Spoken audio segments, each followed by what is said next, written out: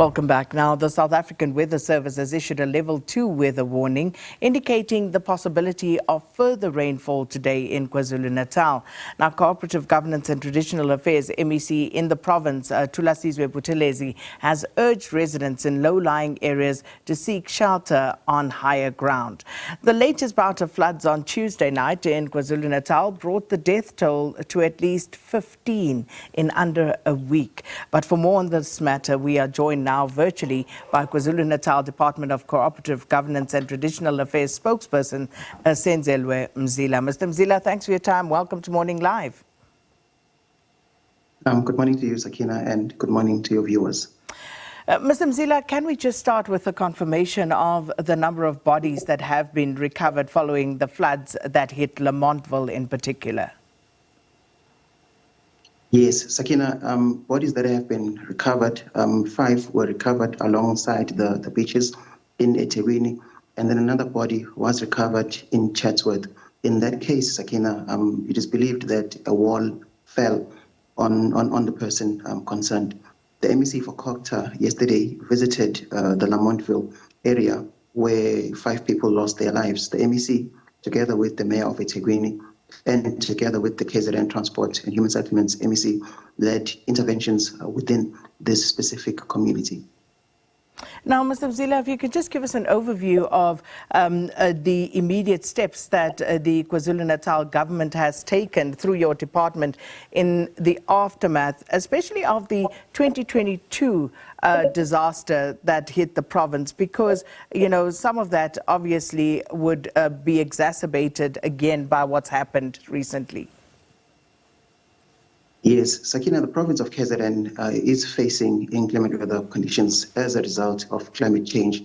Just within the space of 3 months, from December last year to just now, the province has suffered 3 billion rands worth of damage to infrastructure. Most of this infrastructure, it's public infrastructure, it's roads, it's human settlements as well. What this speaks to then, Sakina, is that our agenda of development, our agenda of taking the people of the province forward is at times being stymied by these weather conditions.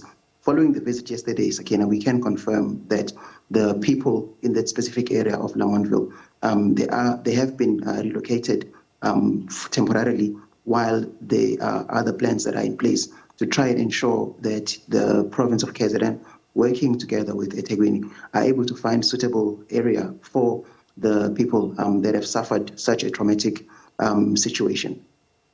And the reason I take it back to 2022, Mr. Mzila, is because some of the residents here, unfortunately, had already been relocated after that 2022 disaster. And there was talk yesterday about finding suitable areas to which to relocate people. So just in terms of that, as you say, people being relocated again, what is being done differently given the resources that were made available and substantially so after the disaster that struck the province in 2022? Sakina, there's a convergence of a number of issues that at times make responses more complex. For example, you've got the issue of land within the eThekwini Metro, availability of land. You've got the issue as well, Sakina, of migration, because people migrate to cities such as eThekwini in search for a better future, in search for job prospects, and in search of economic upliftment for themselves and their families.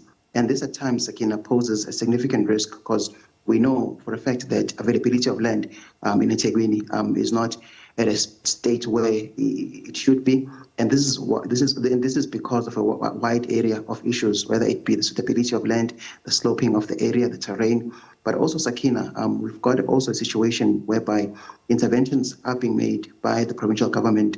Just a couple of months ago, there are parcels of land that have been transferred to the eThekwini Metro. There are also facilities or buildings that were previously hijacked that is being championed by the Department of Public Works in KZN.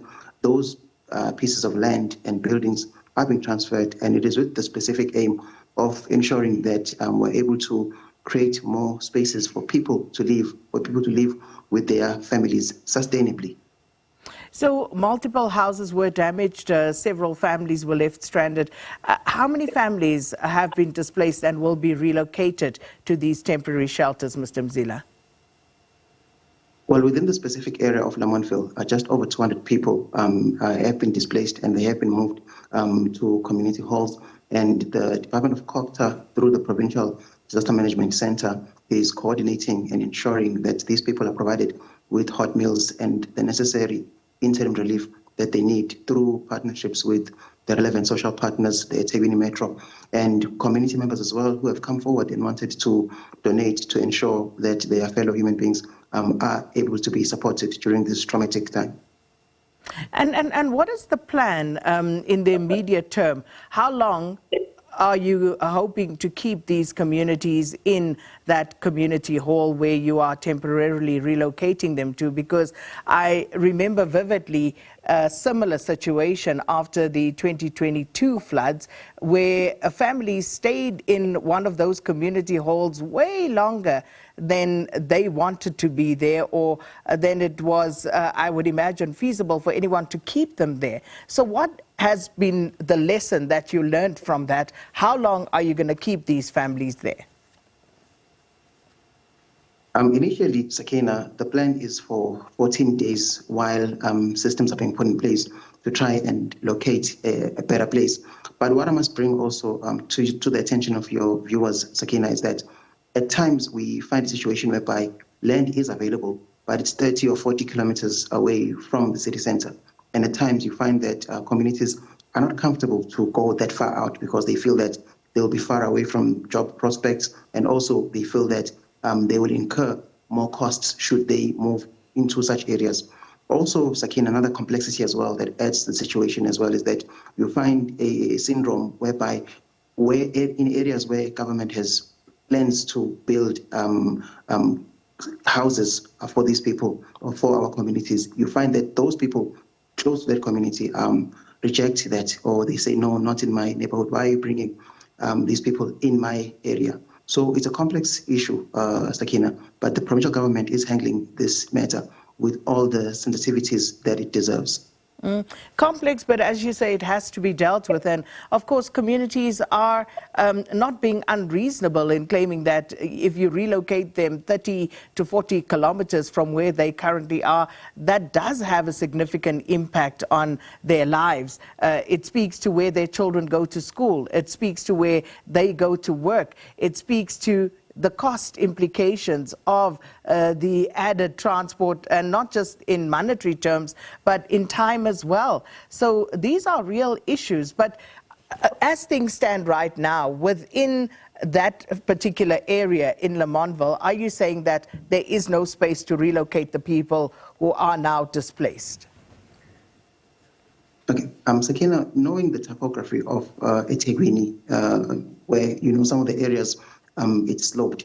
So the risk there is that should the provincial government or the eThekwini Metro try to force things in certain spaces, we might put people's lives in greater danger. So also there are a number of tests that have to be run on various pieces of land. For example, there's a piece of land that has been transferred to the eThekwini Metro, but there are steps that they have to take. They have to test the land. There's a number of legislation that has to be followed before that land is ready. There's a wide area of legislation that must be followed, public participation efforts before such a land can be ready. But also, Sakina, I want to speak to the fact as well that the MEC for Co-operative, Reverend Senzelwe Buthelezi, recognizes all of these complexities. And it is for this reason that just last week, he signed an MOU with a number of social partners who are bringing in their wealth of knowledge, experience, and resources to help the provincial government respond swifter to such incidents when they do occur. And of course, if we look at KwaZulu-Natal over the last few years, it's really been in the eye of the storm. There's been fires, there's been floods, there's been snow, and therefore the issue of building climate change resilient infrastructure comes into play. And again, there has been the resources made available to the province. So how has that been utilized in that regard? Well, Sakina, the Department of Co-operative, where we are tasked with ensuring that municipalities, when they construct their integrated development plans, these are like 5-year plans for infrastructure within municipalities, we have ensured that climate change resilience is factored into those plans. But also, Sakina, the issue of climate change as well, it's a societal issue, and I think it requires a societal response. One of the challenges that we're facing as well is the issue of us as communities littering anywhere and anywhere. And that poses a significant risk, or as it blocks drainages, it hinders the infrastructure from being able to fulfill its purpose.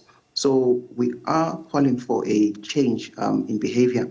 We are calling for a change in action within communities. And it is for this reason that the Provincial Disaster Management Center is going to communities, going to schools, to ensure that we educate our communities just on the importance of taking care of the environment, because at times some of the challenges that we face, you find that it is as a result of dirt being littered anywhere and everywhere.